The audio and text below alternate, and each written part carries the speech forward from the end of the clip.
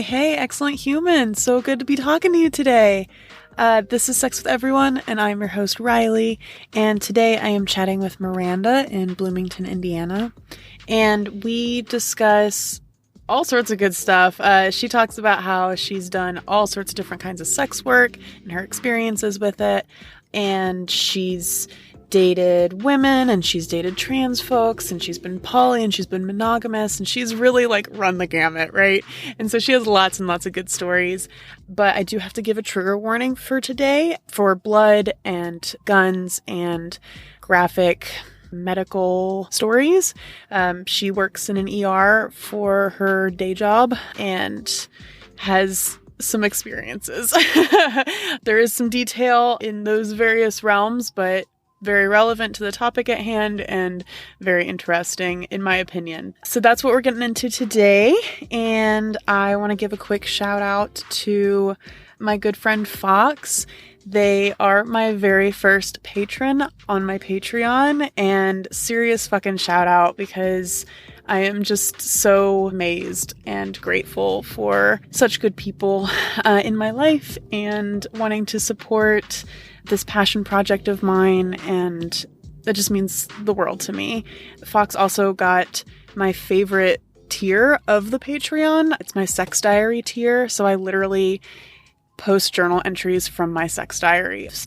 And on that tier, I also send out a journal where you can also keep your own sex diary. And every single week, I post self-reflection questions where you can do your own journaling for your own sex diary and really ask yourself these deeper questions that we often don't super contemplate. And I think it's super fucking important. I mean, that's why I'm here doing this podcast, right? So anyway, I am really stoked about the Patreon so far and having a few followers already, which makes me very happy and very humbled. So if you're interested in checking that out, it is patreon.com/sexwitheveryone. It's very easy to find. And without further ado, let's talk about sex with Miranda.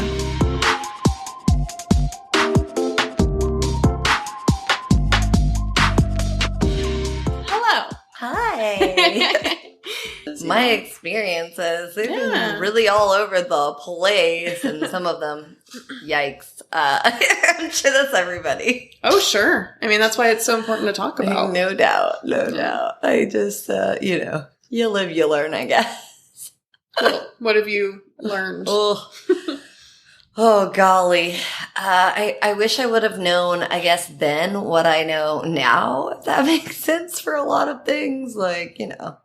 When I was younger, I had some cool experiences and opportunities, but I was young and I was kind of freaked out by them and wasn't mature enough to talk to partners about it. Sure.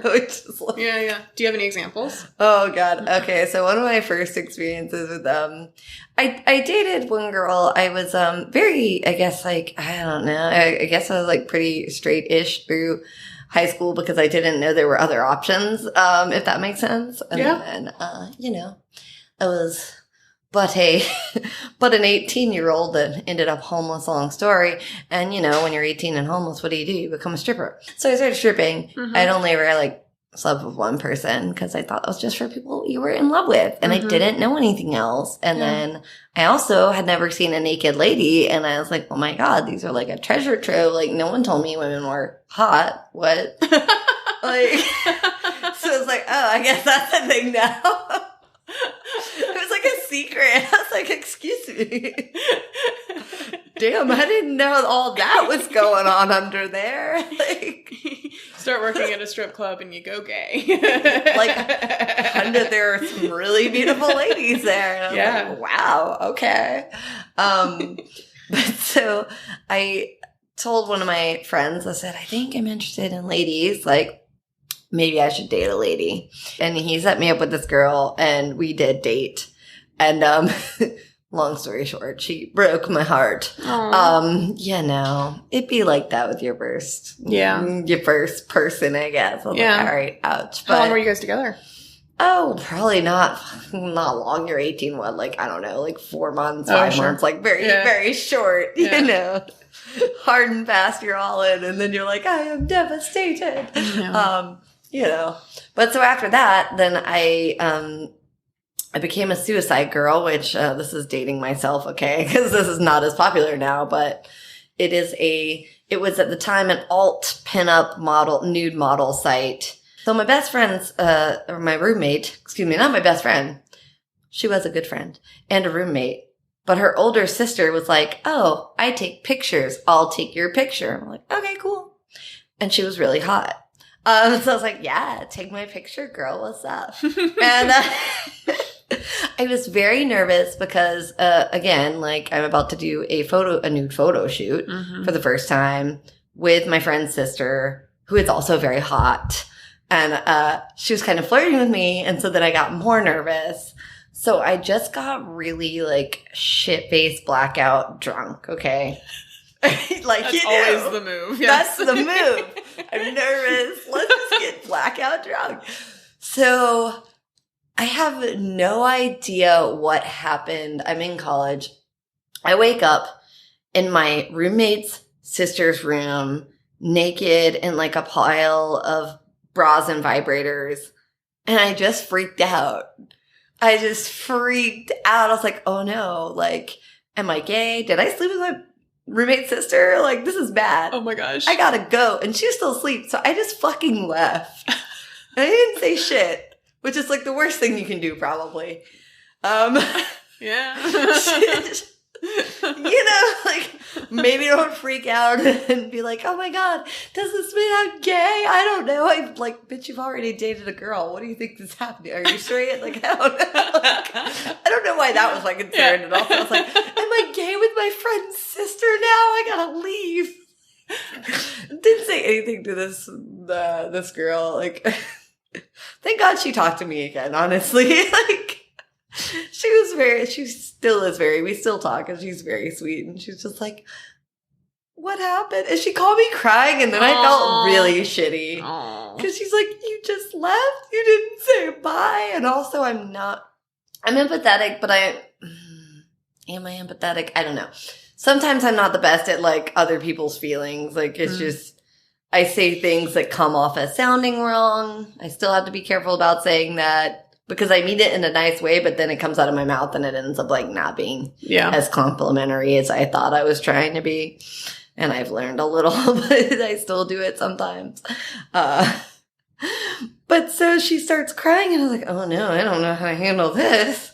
I don't know what to say or do. So I went back. And she ended up, like, you know, she's really good at that sort of thing. So we just, like, talked it out. I was like, I'm sorry. I freaked out. And her and I ended up, you know, we did end up doing the photo shoot for real. We did then end up sleeping together for real, like, for it. What, a time that you can actually remember? A time I can remember, yes. And what's funny about that is that was kind of unintentionally my first poly relationship, too. Oh. Because she and I were friends, but then we would sleep together, and then she started dating this guy, and he was cute. He was good looking. So I was like, all right, cool, he can hang, whatever. So then she's like, oh, well, do you want to have a threesome with me and my boyfriend? And I was like, I mean, I'm not going to say no, so okay, sure. So we started doing that, and then we started doing it kind of on the regular, and we would go out to bars, and we would go out to bars together, and she would, you know, we'd all be drunk, and she'd be like, this is... That is the cat. I love it. She would be like, this is my girlfriend. This is our girlfriend. And I was like, guys, I think this was like early 2000s. So this was like not, I mean, it might have been a thing, but it was like not the thing in this small town. I was like, guys, you can't say this. Like, people are going to think we are weird, but like not everyone needs to know. Yeah, right. Like, so I don't know. I just like wish I knew then what I know now, because I would have just been like, fuck it, we're a throuple. This is poly. This is cool. Yeah. But it was a great time, like, and that was my first introduction to that was, I guess, even an option, because we had such a good time together. We were great friends. We slept together. Then we'd go, like, shoot guns, or we'd go to the mall, or like, you know, just like hang out. And I was like, this is the best life ever. I want a sister wife. How do I make this real? And I've never been able to find it since. No. How did that end? They got married, and they're no longer married, so maybe that's why it ended, like, you know, and they moved, and I could tell when they kind of got more serious. I don't think, I think it got to where, like, she wasn't as comfortable, like, no, I kind of love this person now, and it's like the feelings are, you know. Yeah, things just evolved. Things evolved, yeah. We were, like, actually all together one day, and it just kind of, like, hit. And she got really upset and had a breakdown, and like we all stopped immediately and like, oh my god, like, are you okay? What happened? And like she was like, I don't think I can do this anymore. And I was like, oh baby, like it's okay. Be in love with your man. I don't care. I love both of you. Like, do what you gotta do. Do you still talk to them? Yeah. That's cool. That's a hell of an experience at 18. Yeah, it was. Yeah. It was interesting. Yeah. I'm glad she still talked to me after that initial freak out. Her sister was not happy when she found out. She was like, this is weird. Y'all can't do this at our house. Like, that was the rule. Like, that was our rule. We were roommates. Like, you can be with my sister or whatever you guys do. It's totally weird. Don't do it at the house. Don't do it at our house. Do it at her house. I'm like, okay. Yeah. That's valid. Boundary. Fine. I respect that. Yeah. And you mentioned that you started stripping when you were 18. I did. I gotta hear everything about that. Oh, Lord. What had happened was I had a really rocky relationship with my family, and as soon as I turned 18, I left home, and I had nowhere to go, so I was just homeless, and I lived in my car because I ain't asking nobody for help, okay? Like, I'm a stubborn little bitch. And so I was working at a bar, bartending. From there, it was just like, hey, like, I gotta make more money. I guess this is what I'll do. I don't remember, like, I think somebody maybe mentioned it to me in passing. I was like, sure, I'll do it. So I went to go work, actually my first day there. I graduated high school early, so I should mention that this happened, like, the spring of what should have been my senior year of high school, but I was already graduated because I mean, I'm smart, don't get me wrong, but I just hated high school and was like, fuck this, I'm out. Yeah. Like, so I graduated early just to get the fuck out of high school. Like, I don't want to do it. So I was graduated, and so my first day there, I actually saw my high school social studies teacher. No. And he was just like, what are you doing? And I was like, what are you doing? And then he said, shouldn't you be in school? And I said, shouldn't you? Because it was literally, it was day shift. It's the middle of the day in the week. God. And I was like, shouldn't you? Like, so then he's like, I won't say anything if you won't. And I was like, I'm not saying shit, man. Like, you didn't see me here. Right. Oh my gosh. Yeah, so that was weird. Yeah. I was not a good stripper. Number one, I cannot dance. I have zero rhythm, zero chord. Like, I'm not a good dancer. And also, I'm a worse liar than I am a dancer. And, like, yeah, I didn't know. You know, see, if I would have known then what I know now, I would have been making bank. I would have just been lying to dudes left and right because they'd be like, what are you into? And I was like, I don't know. I'm reading The Sense of Reality by Isaiah Berlin right now. And they're like, ew. They want you to be like, no, I love to party. I'm just like snorting cocaine off dicks all day. Like, and I didn't know that's what you're supposed to say. Yeah. So I did not do well as a stripper. So you didn't make good money at all? I did not. I did make good money as a bartender at a strip club. I made a lot more money. Okay. I'm good at making, I can make a drink. Yeah. And then you transitioned to doing Suicide Girls. For how long were you doing that for? Oh, I had a couple sets that went live. They kind of changed their rules about, you used to get paid, like you got paid for every set you like submit. If they accept your set, you know, and it depends on the photo quality, but like, okay, your set's been accepted, you get paid. I think they changed the way they do it, and I don't know if this is still how they do it, but they changed it to where like, then, for a time, they changed the rules, and they're like, oh, well, we're going to put it on our website, and if you get enough votes, it'll become a quotation like active set or live set or something. It'll get published to the website and instead of being up temporarily, and then you get paid. And I was like, no. pay me. That's weird. I was like, so you're going to put my photos up for free and I may or may not get paid depending on if I get enough votes for my photos that are still up? No, thank you. Yeah. I was like, I'm out on that. I don't know how that's still how they're doing it, but I was like, yeah, no, I'm not interested anymore. Yeah. So I'll do other things. Yeah. And so since then, like, have you continued doing sex work of any kind, or have you kind of phased it out? I've done many different versions, I guess, of what could be considered sex work. So in college, I did a lot of nude art modeling, like for art classes. And I was in a town that had a lot of local artists, and I would do private sessions or like studio workshops for some of the local artists, which was really cool. And then, you know. Was that comfortable? Yeah. Like doing that? No. You never had any like weird experiences with that? No, that was fine. I mean, it was uncomfortable in that you have to sit in the same pose for like 4 hours, which is incredibly uncomfortable. So yeah, that is difficult. You have to choose your poses very wisely. You really do. And I, you know, in the beginning, I chose some wrong moves there, and then you learn after you like can't turn your head for 3 days after you're like, oh, this is wrong. Don't do that one. Be careful. No, those were all fine experiences. None of those were super weird. And then I did a little bit of cam girl stuff, and to be honest, I got really bored with it. Oh, really? Why is that? It's a lot of just like sitting around in a room, like trying to be sexy while you're waiting for people to show up, which is awkward. And also like, you can't really, I mean, I guess you could, like, can I pretend to sexily read a book until someone's like, hey, what's up, girl? Like, you just have to, like, move around or, like, in slow motion, touch my hair, graze my boob. Like, this is so unnatural and dumb. And you do that for an hour before anyone logs in. It's like, not for me. I mean, more power to anyone that is able to do that and finds it fun and entertaining. So you didn't make much money as a stripper. No. Or as a suicide girl. No.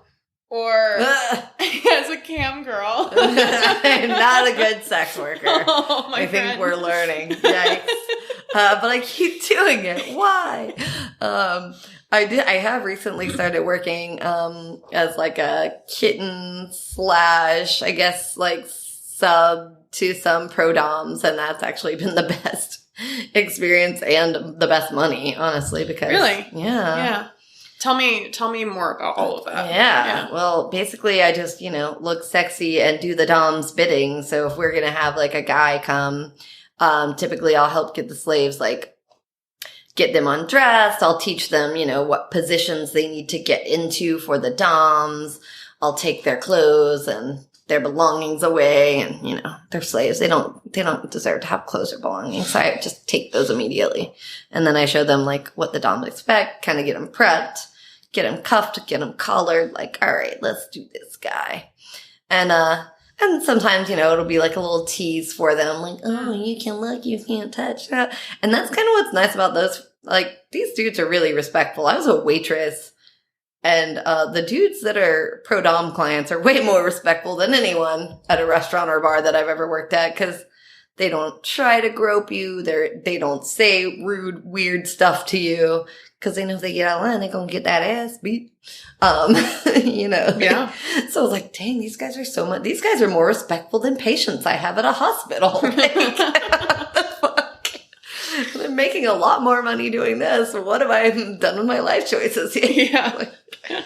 And so you don't do any of the actual, like, do you dom over them at all? Or no. And do you do any, like, sub work as well? Or, because I know that you have switched like that before, but but is this like just kittening? Pretty much just that. I mean, like, cool. they did put me on the bench and spank me in front of one dude, and that's fine. Like, I'm for it. I'm like, yeah, spank me all you want. This is great. Yeah. But most of the guys are honestly, they just are there for like the tease of it all. It's really not even that they're into seeing someone get tortured or them wanting to get tortured that hard. They just, I think they lack the lack of control psychologically. And then I think they just like the tease is the arousal for a lot of them, I think. So that's been interesting. That is interesting. Yeah. How long have you been doing that? When did I start doing that? I started doing it like officially a few months ago. I mean, I've always kind of like dabbled in BDSM. Yeah. never in like I was offered a job as a pro dom when I was younger. And I was like, I don't think I can. And I still don't think I can. Like, I don't think I could session alone. That's I don't know. For example, the first session I was at, it was me and 2 doms, and I had never done a session before. So we're like getting this guy all ready, and you know, I'm teasing him, and he's got to confess his sins to the doms, and you know, he's just like, well, I do really like being pegged with big black cocks. And I was like, all right, different strokes for different folks, man, cool. So she starts pulling out these dildos from a drawer, and these are like really big dildos. I mean, I don't think I could take one of these in my pussy. They were like forearm sized dildos. Like they were frightening. Yeah. I was afraid. Yeah. I was like, oh God, yikes. That's a joke, right? Like you're not really going to do that. Yeah. Oh, you are. Okay. Woo, that's a lot. I couldn't take that in my pussy, but okay, guys. So he wanted to be pegged with a big black dildo. I'm like, all right. So he's getting pegged, and the guy during it, he just started like sobbing. I mean, like racked it. His body's just like, and like one of the doms that was there was like, ooh, these tears are really turning me on. And I was like, oh my God, is he okay? Like I'm genuinely concerned. Like this, you know, I'm a paramedic. I'm like, oh shit, she's rearranged his insides. Like it's internally bleeding. I'm worried. Like it's a big ass. Did you see that dildo? It's huge shit. Like, and they were like, shut up, Miranda. It's not what this dude's paying for you to ask, are you okay? So yeah, no, I don't think I could top just for that reason. Like, this is his catharsis, and I'm just ruining it. Be like, is this okay? I don't really think you're a dirty slut. You're a very nice human. I'm sure, yeah, they're like, look at this worthless piece of shit. And I'm like, oh, he's not worthless though. That's like really a cutting insult. I can't. You know, it's like little stuff like that. It's just like, I just can't call someone worthless. That seems like it's real. That's funny. I know, it's really stupid. Yeah, no, that was a big dildo. Like, ugh, yikes. Yeah. But he took it like a champ. I mean, besides the crying, besides the sobbing, but maybe that's what he likes. I don't know. He didn't seem upset afterwards, so I guess he was okay. Yeah. So, with you, like, having tried so many different kinds of, like, sex work, why do you think what do you get out of it? What do you get out of it? Like, I don't know. I just like it. I like the atmosphere. I like the environment, which I think I just like a sexual environment anyway. Mm-hmm. Just Scorpio shit. Like I used to go, there's for anyone that doesn't know what a Frolicon is, it's like a kink convention in Atlanta. And for years I went, alone as a single person just to kind of like check it out and learn stuff, because I just found the scene interesting, and I've always found sex and sexuality interesting. So I like to read about it too. But I was like, oh, cool. Maybe I can find someone that's into this weird shit one day. But also I just like to be around it. I like to see what are you into? Why are you into this? Mm-hmm. It's fascinating. It's fascinating. And also it's hot. Like, I'm like, cool. Like even stuff like, okay, well that doesn't do it for me, but like, that's cool that does it for you. And I'm glad there's other people that are into that for you. That's really good. Like, no, that's not at all like my kink, but hey, not kink shaming. Like you do you. What are your kinks? Oh gosh, what are they? I do like spanking a lot. I like, I like the power play, I guess. So I like the mind games of it all. Like that's fine. I like being told what to do because I don't want to think. I think a lot. Like if I can just get in that subspace and not have to think about shit, like that is very relaxing for me. I've always really been into like knife play and stuff. The little bit of like blood play. I've done some scenes there that were a little too extreme. What do you mean? So I was dating another, he's a paramedic now. And so at least we both knew what we were doing, but he was also a body piercer, and we did a lot of like kind of more extreme scenes together where we do like knife play, or he'd like to, he did scarifications on me, and that was not in like a BDSM sense. That was just like, I want these scarification sense. And, it's like someone like I really know what he knows what he's doing, and we trust each other. So this one time we did this scene, and I think, and both of us were very stubborn, and neither of us liked the safety word, which is not the best combination of parlay partners. Yeah. It's actually like the worst. So don't do that. Don't be that person. Or if you are that person, like get someone that knows you well enough to be like, bitch, use your safe word. I can tell you've had enough. Like you've had, or they'll just say, you've had enough. Like I need somebody to let me know I've had enough because I'm too stubborn and I don't want to quit. I'm not a quitter. Quitters never quit and quitters never win. Winners never quit and quitters never win. Oh my God. It's not true. Not true. Yeah. And that's not the mentality to have. That's not the BDSM mentality. Let me tell you, this bitch has learned some hard lessons. Don't do it. Don't be like me. So we did this scene and he like ended up drawing my blood like in a syringe and then like spraying it all over me. And then using my own blood as lube to like titty fuck me with it. Oh my gosh. Which it was really intense. Yeah. And afterwards, I mean, we both got off, but I think we were both really ashamed and like, this looks like a murder scene. And also like, are we fucked up? Like, God damn. So you never did that one again, huh? We never did. Yeah. We were like, I think we took it a little too extreme there. Like we both acknowledged it. Like, you found the wool. That was it. Yeah, like, there it is. Yeah. Like, it's like, wow, like in the moment that was hot. And then afterwards we were both like, I think this is a little fucked up. This is fucked up. I mean, the cool thing about BDSM is that it's all experimentation. It is. And when you take it too far, I mean, that's a learning experience. We were like, this is too far. This is too much. Let's not. Yeah. It was intense. So like, oh. Yeah, people would be like, what's the craziest or the kinkiest shit you've ever done? I was like, probably that. And I let friend's roommate's older sister fuck me with a handgun, which I also don't recommend. Fuck. It was so hot. Yeah? It was so hot. I'm assuming it was not loaded. It was not loaded, okay. But safety first. And you never, I mean, but you know. Yeah. Don't. Yeah, it's still a psychological thing. Don't do it. I'm not telling anyone to do this. Never do this. And also it just happened to be the right type of 22 that had like a really rounded end and it didn't have a sight. So there was no like little pokey piece to poke me in the vag. Yeah. Most guns have a sight. So don't do that. And then I was in the moment, like, thank God that I have tops with sense because my sub ass just I lose my common sense. I do. Not that I have much to begin with, but I was like in the moment, I was like, pistol whip me. Come on, pistol whip me. And she was like, no. Girl, what? She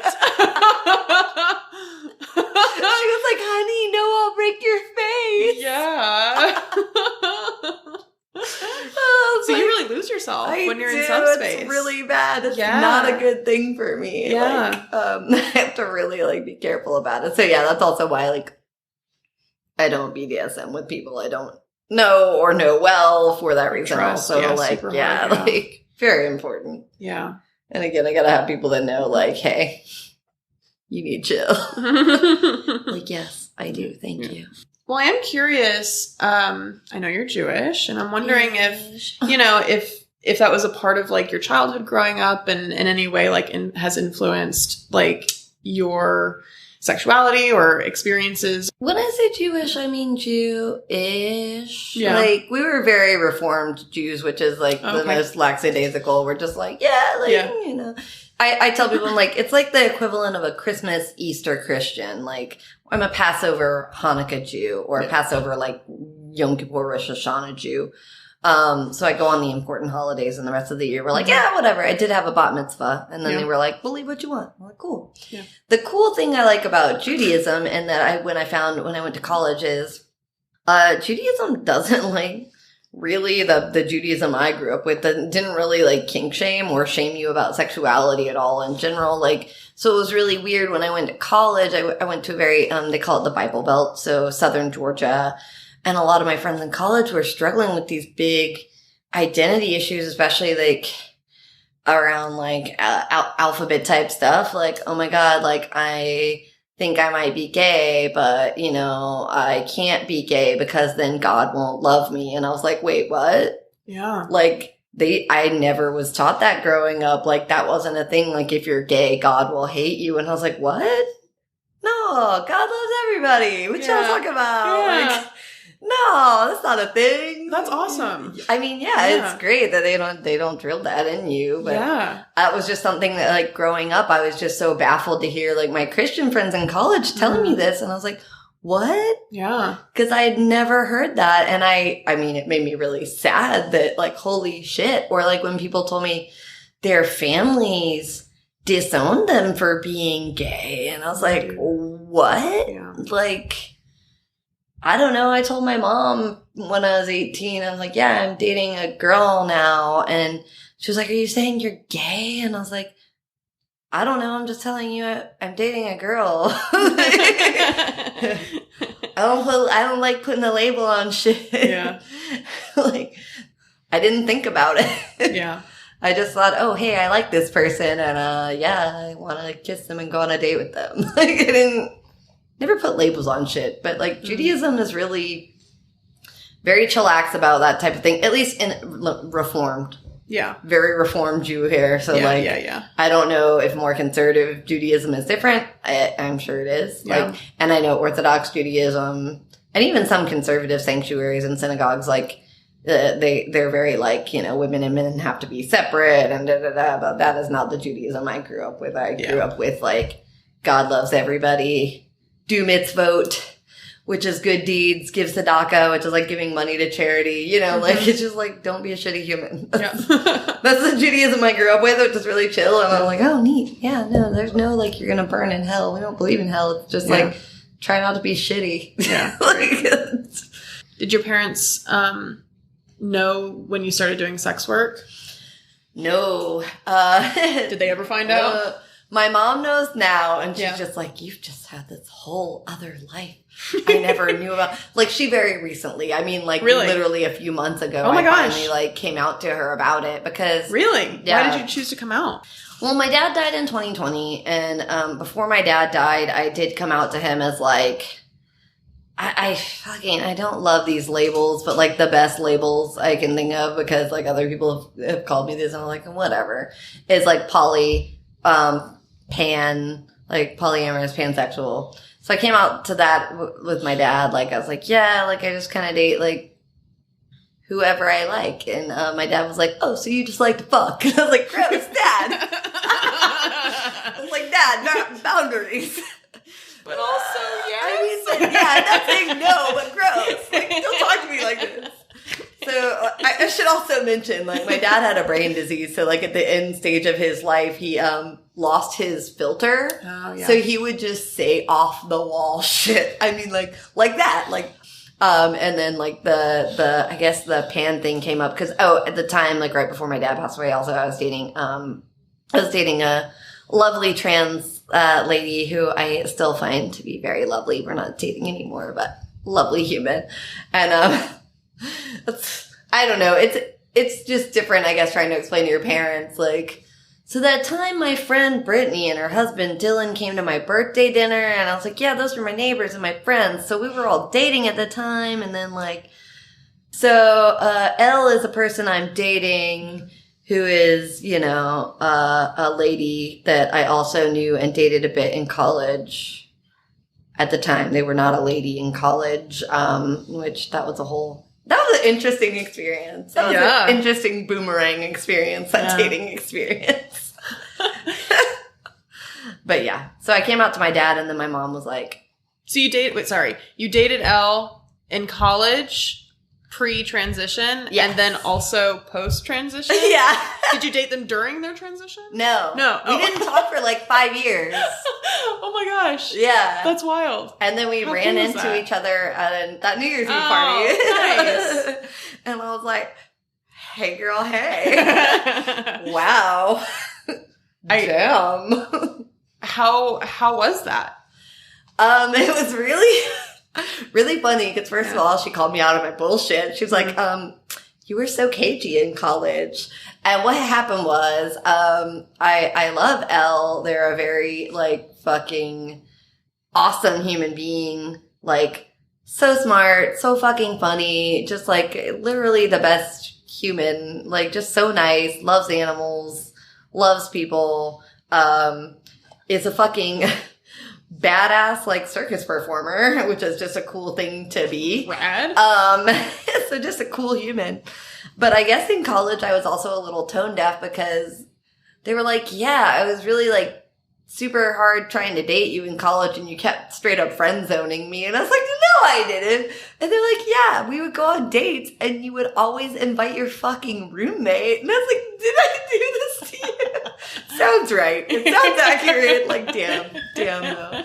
And then when I saw them, like, as a female, it all just, like, clicked. And I was like, oh, shit, that makes sense, though. Like, yes, this is who you're supposed to be. And, woo, you're in your element now. It's fire. So I don't know. Maybe it was just them being, like, themselves fully that was also, like, way more of a turn on. I don't know.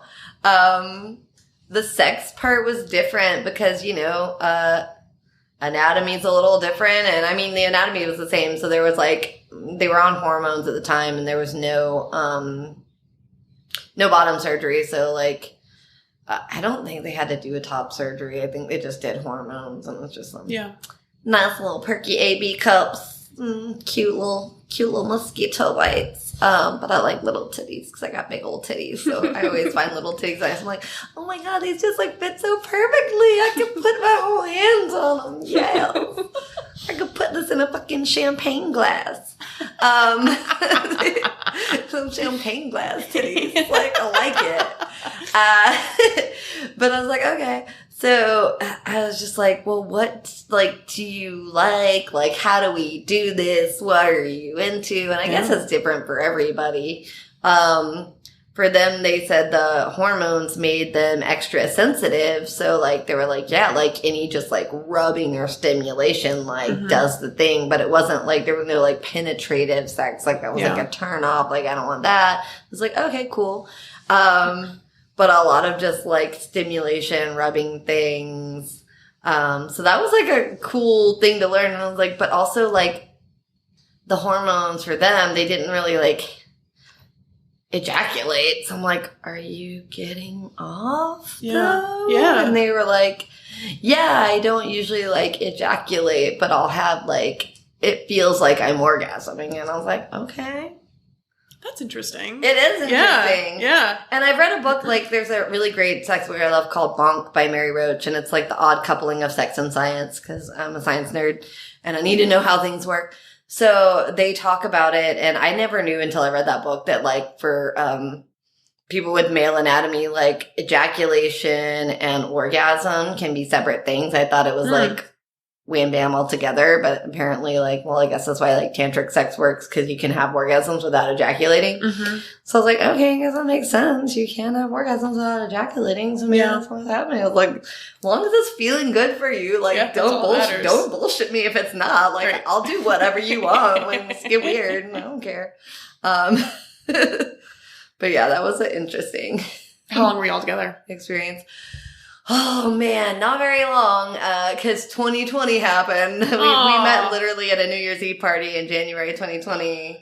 So then we started hanging out until about, like, Pandemi Lovato came and shut it all down for us. And then it's like, I love Elle. She ain't a ride or die bitch, though. She's like, quarantine, sorry, see you never. I was like, I get it. Yeah. I mean, the pandemic's starting to lighten up a little bit. You had to have your bubble, and we were far away from each other at the time, too. Yeah. So, like, not in the bubble, and then we just kind of, like, lost touch, so. Now we just social media friends, and I'm like, damn, bitch, you still fine. Damn, you juggling fire. Ooh.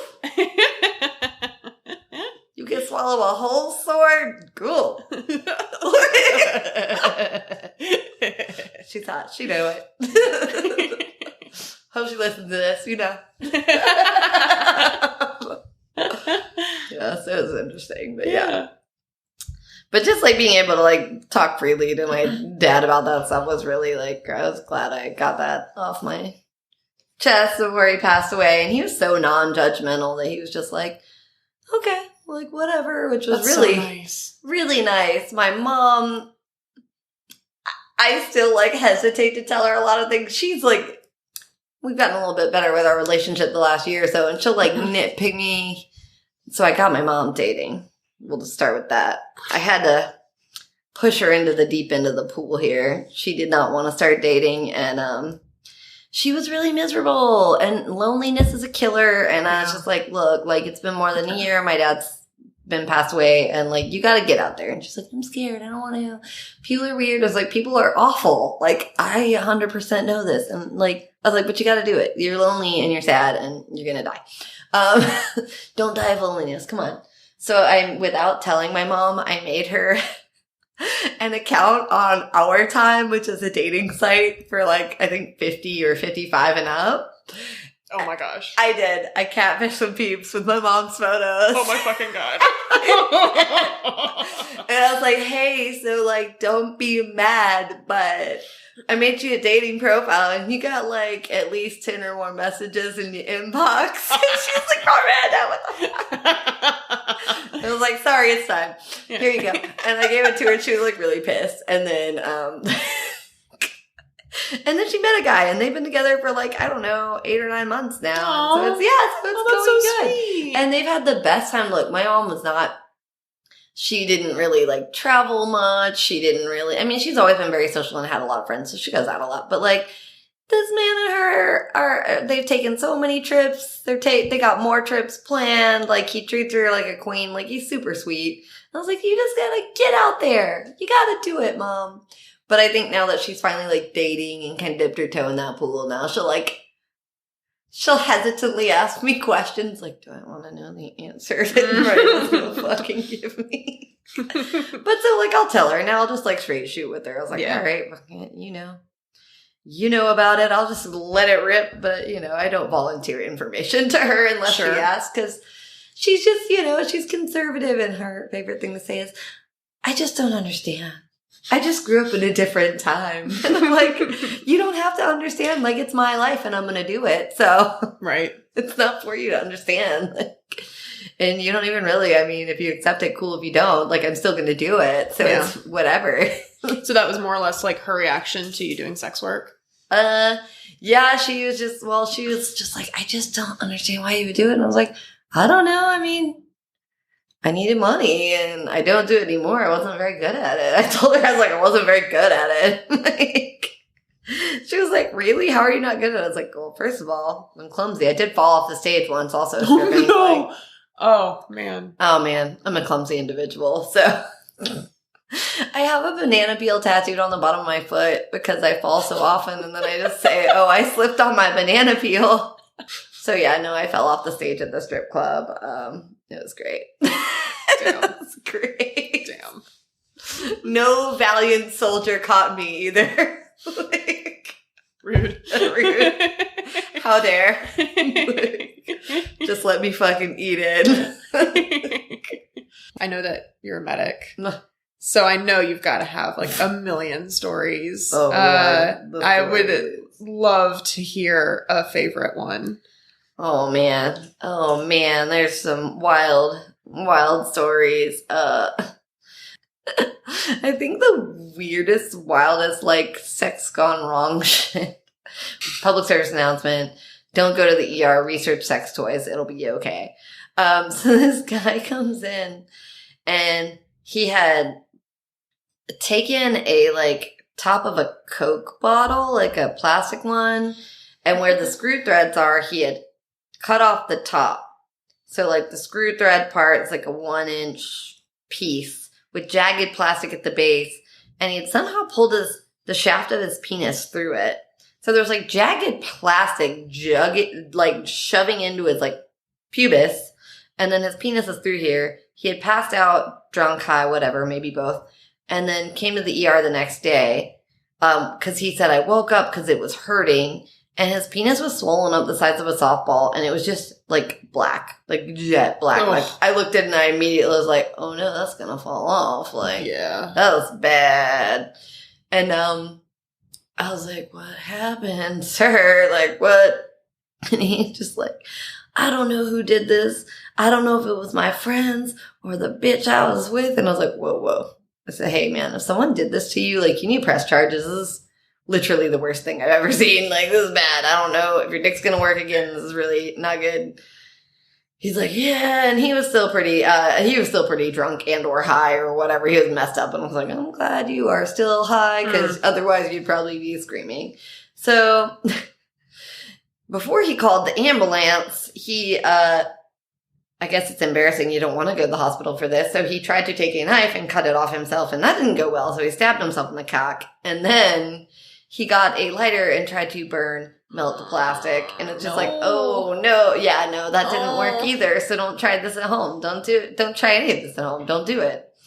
So we go, and the doctor had to come in, and he had to surgically remove it. He didn't have to go to surgery. We just gave him some, stuff to kind of, knock him out a little bit. And we're like, all right. And then he, surgically remove this thing. And then the guy's dick was still so swollen. I was like, what happens now? Is he getting admitted to the hospital? Is his dick gonna work? And the doctor's like, I don't know. He's getting discharged. He'll follow up with urology. And I was like, what? We just gonna send him home? What if his dick falls off? I was really worried, and the doctor was so I was like, have you seen this before, doc? This is wild. And I know the doctor hadn't seen it before because this was a teaching hospital, and 10 million people came in this room. Okay, if you go to a teaching hospital ever with a weird problem like this, be advised, every nurse, every resident, everybody in the hospital gonna come in and look and be like, oh my God. What? Yeah. What? So then me and these girls, so part of our job was we had to clean the dried up, after the surgery, we had to clean the dried up blood and stuff off this man's penis. And it was me and 2 other nurses. And this guy was like, oh man, this is so hot and I can't even enjoy it. His dick didn't work. And I was like, oh God, no, you cannot, sir. Nope. If you were enjoying it, we'd be outie. No, right. You're not allowed to enjoy it at the hospital. That's not what we get paid for here, sir. So then I was like, all right, well, I hope your dick works one day. Bye. So then my friends were a few months later, my friends told me, the same guy is back in the ER. And he has taken the inside of a ballpoint pen with the ink and shoved it in his urethra. So I'm thinking this is just this dude's kink at this point. But also bro, they make actual objects that are meant for being inserted into urethras for sexual pleasure, my good sir, that will not become lodged and or dump ink into your bladder. Don't do it. Nobody do any of this. They make cock rings. Cock rings are available in appropriate sizes. Right. Just go to a sex toy website. Go to your local sex toy store or a website, There are better ways than almost losing your junk. Also, I very recently saw one that was a post from Savage Paramedics on Instagram, and it was somebody that had used a sex toy. It was a 10-inch dildo, which is fine. Use a giant dildo if you want.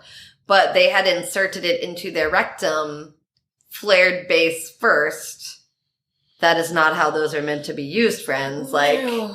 Flared base is so it doesn't get sucked up your butthole. Right. And you have to have the surgery to remove it because that's how they had to remove it. He had to have surgery. So just FYI. PSA. Right toy, wrong way of using method. It. Yeah. Use these as they are intended to be used. Flared bases, stay out of the butthole. So with you having done so much different things, is there anything that you're looking forward to, or things that you haven't explored, or things that you want to explore again or in different ways? Well, right now I'm in kind of a different sort of relationship, and I've gotten stuck in some, the last few relationships I've been in have been kind of heteronormative, fairly monogamous or monogamish. But right now I'm in my first monogamous relationship with a, he don't like to admit it, but he's a demi. Okay. He's a demisexual. And so that's been a weird place for me to be because I don't know. I'm over here just like, hey, just because I'm on a diet don't mean I can't look at the menu. I don't care. Because I can't wrap my head around the fact that my partner doesn't look at other people and think, damn, they fine, and or wonder what they'd be like in bed. I bet they're good in bed. I bet they just lay there like a dead fish. Like, he just, that does not register with him. He doesn't think that way. Like, and I have to be careful what I say because I think sometimes I unintentionally, like, hurt feelings just because I'm like, I don't mean anything by it. Like, I'm not going to cheat or do anything, like, that's going to, like, break boundaries, but I think some of the things I say, I got to be careful. It's different being with somebody that is so, like, they're only attracted to people because they have to be into who that person is, and they have to be kind of like in it before they even get to the point of like sexual activity. I'm like, sex is just like a handshake. Why are you? It's like, no. Like, that's gonna be so different for you. It's really different. It's has that been a struggle to like not connect in that kind of similar way? Yeah, it's just been like, it's not so struggly because he doesn't mind if I'm just like being me, but I just have to be careful about like what I say so I don't hurt feelings, because I'm not trying to hurt feelings. I'm just like, that's just how I roll. Like, like yesterday I saw somebody and we're doing a little long distance thing here for the summer. And I said, stick with me, okay? Like, stick with me, don't get mad. Because I saw some dude on the street yesterday, and I was like, damn, this dude fine as hell. Like, woo. And then I realized after, like, checking this guy out for a few minutes, I was like, oh, shit. He looks like my boyfriend. I was like, damn, she thirsty. It's been 2 weeks. She thirsty. But also, like, I just found it funny because I was like, oh, shit. Like, I think I thought, like, I was so hot because he looked like my boyfriend. And then I called my boyfriend to tell him. I was like, please don't be mad. Like, stick with me here. Like, this is actually very endearing, I promise. It's very endearing. Like, I'm trying to do, this is what I mean when I try to be sweet and it doesn't come off as sweet as I think it is. It's like, Miranda, you're telling me you're fucking looking at other people right now, like, wanting to jump their bones? What the fuck? Like, why would you tell me that? I was like, no, I'm trying to be sweet. Hold on. I mean it in a nice way. You know. How is being monogamous right now? That's actually been okay. Like, and I think what makes it okay is that my last relationship was so controlling, and just there was a lot of like, I don't think emotional abuse is the right word, but it was just like a lot of, I just got put down a lot. So maybe that is emotional abuse. I don't know. I just got put down a lot about like how I acted and being told I was like an embarrassment, and then like, oh, you can't wear this. You get like things like that. Yeah. And my boyfriend now is so fucking chill. He's like, yeah, you do you, boo. Like, look, okay, this is a big fight. This was like a really serious, I was married for 4 years and we were together for 6 years. And one of the biggest fights we had as a married couple was, no joke, I wanted a thong bikini. And my husband was like, you're not fucking buying that. You're not wearing that. Like, what do you think you're doing? Like, absolutely fucking not. And I told my boyfriend about that because I was like, hey, like, I'm just letting you know about a thong bikini. There was no asking. I was like, I don't care. I'm not asking nobody permission for shit anymore. I'm just doing me. And I was like, hey, I bought a thong bikini. I'm really excited. I don't know when I'm going to wear it or where I'm going to wear it, but guess what? I fucking own it. And that was the biggest fight me and my ex-husband had. And I'll be honest, I looked a lot better and had a banging thong bikini bottom at 27, and in my 30s, I don't look like that no more, and I don't fucking care because I'm gonna rock it. And also, I told my ex-husband, I said, if you don't think that I'm the type of woman that will be wearing a thong bikini on my 70th birthday on a fucking beach somewhere, like fat rolls and saggy wrinkles are hanging out, then you do not know me at all, sir. Right. Like, this is just who I am as a person, and I don't give a shit. Like, it's not for you, it's for me. You know, my boyfriend's like, yeah, you do you. That's fucking awesome. Like, do all the things. Like, so he's really supportive about stuff like that and pushes me to do things outside my comfort zone and is supportive and encouraging. And I think it's, like, very healthy in all those ways. It's actually been really good. It's good to have someone that, like, encourages you to, like, push your boundaries a little, you know, but it's also doing it in a supportive and encouraging way. So that's beautiful. It is. It's really nice. look at you. You're so good. Oh. And also, ooh, that dick. Ooh. Ooh.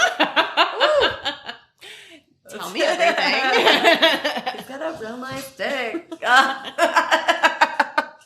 He's like, goddamn. He's really funny. It's just nice. I don't know. He's just real good at sex. I'm like, for somebody that doesn't like to have sex with anyone, like, man, that's a gift you should really consider sharing. He will not. He is like, that is, don't even say that shit to me, you're disgusting. I'm like, are you sure though? I know a lot of people that would just love to touch that. He's like, that's so funny. I know. I tried. And I was like, all right, well, if you ever change your mind. He's like, I won't. I was like, I know. Yeah, I know you won't. And that's okay. Yeah. That's okay. I was like, you should, but okay. Yeah. I guess I'll just have it all to myself. Like eating a whole ass cake over here. That's fine. I'm like, damn. She getting spoiled. But also he still lets me participate in things I like too, like the BDSM stuff. And he'll come check some stuff out with me. And we talked about maybe Frolic-On together. Not this year, obviously, but once, now that things are opening a little more, we might wait for it to be a little more open. And then he's open to exploring some like kink clubs. Like we went to one of the kink clubs literally like the week before the world shut down. We got like memberships and then never used it. So that's cool that he's willing to like explore and he is. Yeah, be interested in what you're interested in. We also went to it on like a weird night and I didn't have like a buddy there. So it was primal night and I don't know anything about primal play. And my buddy that invited us had like an emergency and couldn't come. So I didn't really know anyone enough to be like, hey, what's going on? Like, when you're at kink stuff and you don't know what is happening, what is this? Like, I want to know what's going on. So to me as an outsider looking in, and again, I know nothing about primal play. I'm sorry, primal friends. I tried to read about it and I still don't really understand it. So like if anyone wants to take me to a primal night, I'm down to go again. I just, I like to know what things are. So from an outsider looking in at this without knowing anything that's happening, and the place we were at was like, not sex positive, so I don't think penetrative sex is allowed. And also I don't think nudity was allowed. No one was fully nude. Like there was like partial nudity. So it just looked like really bad wrestling from what, like there was some noises and like people were in a circle, but it was like on gym mats and people were wearing like sports bras or like shorts and they were just like rah, rah, and like flipping each other around and like just kind of like wrestling, but nobody was doing it really good. I was like, I don't know what the point of the wrestling is. Are they trying to win? Is it nobody's getting pinned? I don't know. I was kind of lost. And then we saw another thing at the same night, and it was just like a random like dude in a get mask and a ball gag in a room with like some little leather manties on, and he just had like a sign hanging around his neck on cardboard that said "Flog my dick."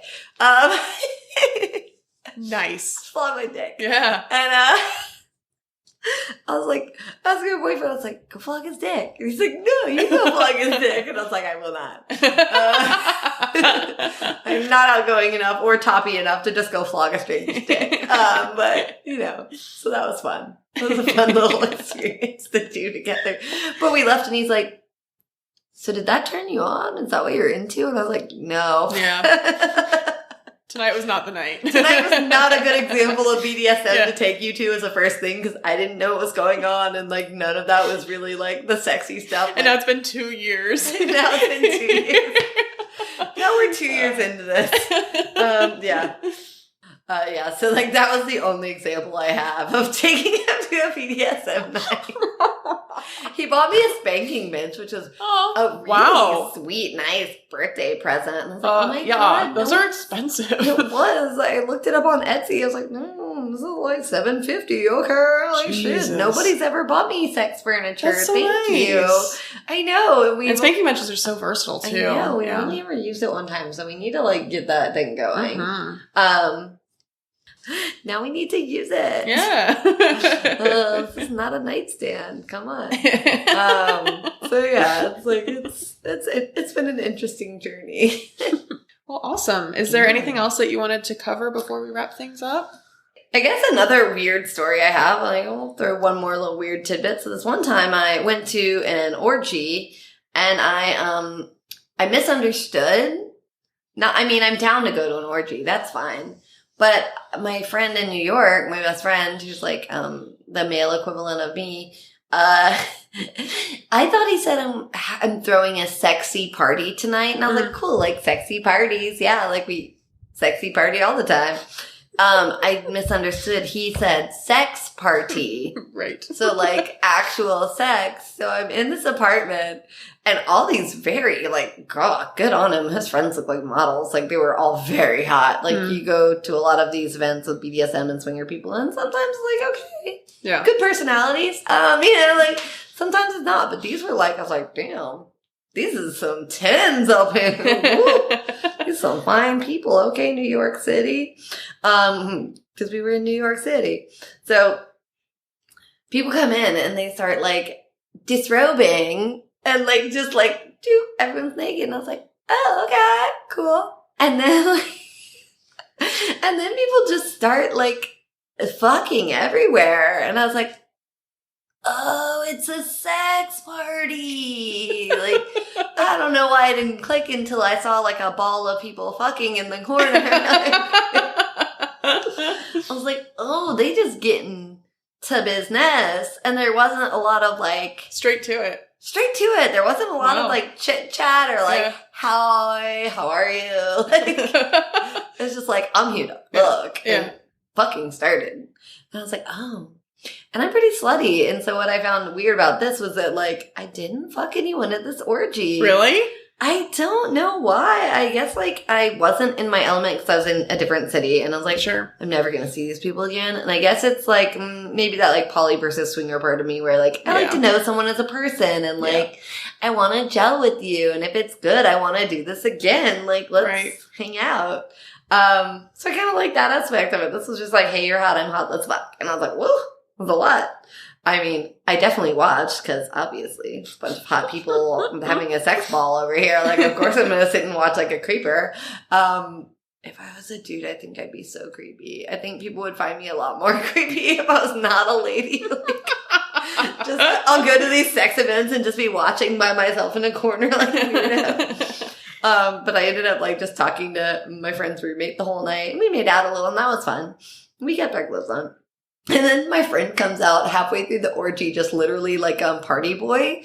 So he's like dancing out wearing nothing but fucking, he had on socks and like a sparkly gold mankini. And he had the little fucking, like a bow tie and some of those little cuffs, like literally like party boy, like, and he's like, hey Miranda. And I was like, what's going on? And he's like, are you okay? Are you having a good time? And he's literally dancing. And I was like, yeah, I'm having a great time. He's like, are you going to have sex with anybody? And I was like, I don't think so. And he's like, huh, that's weird for you. And I was like, it is, right? And he's like, yeah. He's like, but you know you do you. Have a good time. And I was like, I am. Thank you. And he's like, all right, bye. He like literally just like shuffled back into the orgy in his fucking socks. I can visualize that perfectly. It was so funny.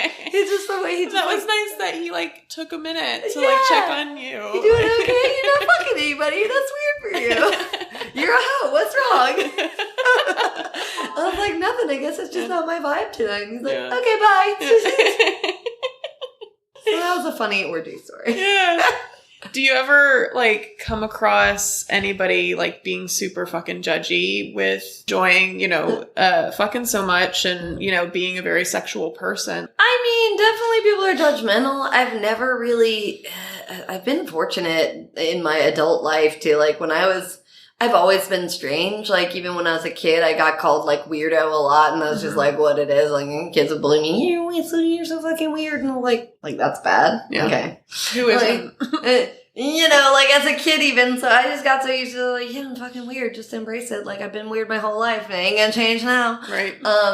I will say I'm very compartmentalized with the sex stuff, because I've worked in sectors and I'm still pretty compartmentalized about it. I work in, I worked in healthcare. I worked in nonprofit sector. So I keep that aspect of my life like pretty compartmentalized. I wouldn't say closety because if you know where to find it, you know where to find it. And I have had like, well, I was a firefighter for a little bit, and one of the guys like found me on FetLife and was like, you should really take these photos down. And I was like, the fuck are you doing here, perv? Takes one to know one. Like, get for real.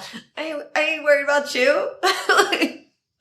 But no, the joke I like to make a lot, and my sister makes it too, is like, damn girl, you put the hoe in wholesome. Cause like,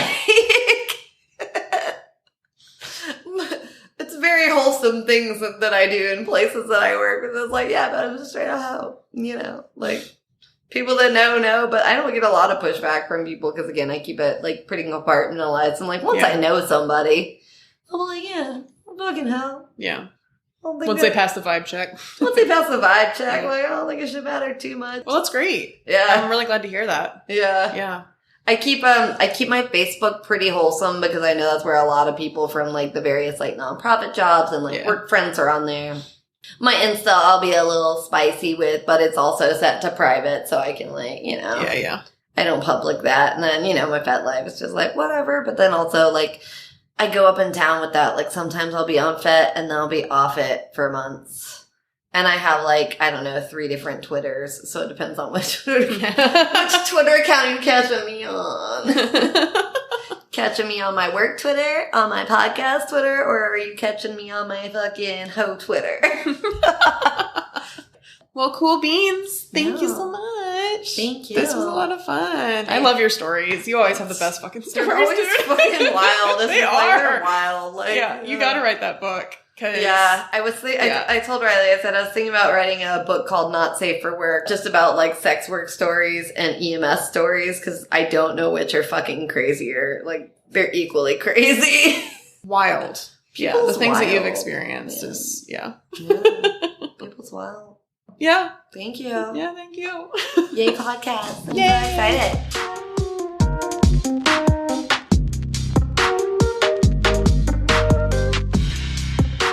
How great is Miranda? I really love her because even though she has crazy, fucked up stories and experiences, especially in the medical world, she is still always this, like, ray of sunshine. She's always laughing and smiling just like that, and has this, like, childlike wonder about her that is intoxicating, and I fucking love her for it. She could so easily be jaded by those experiences, and she just isn't. I thought it was really interesting how some of her more graphic stories, the kinky stuff that she's done with her ex, her perspective on it was, whoa, that was way too far. And I've known other people who have had similar experiences like that, and I loved it.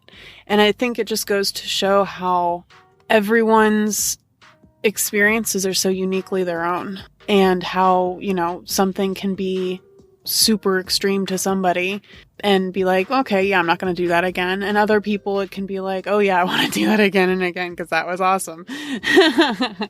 But yeah, I mean, I think that everyone's experiences are completely unique and unto themselves in how we process and reflect on them later. So I appreciate her being self-aware to know where her limits are within that. Especially when she knows herself well enough to know that she can kind of get lost in those kinds of experiences. I'm very stoked for her to be with somebody that treats her so well now and makes her so fucking happy and is willing to explore with her.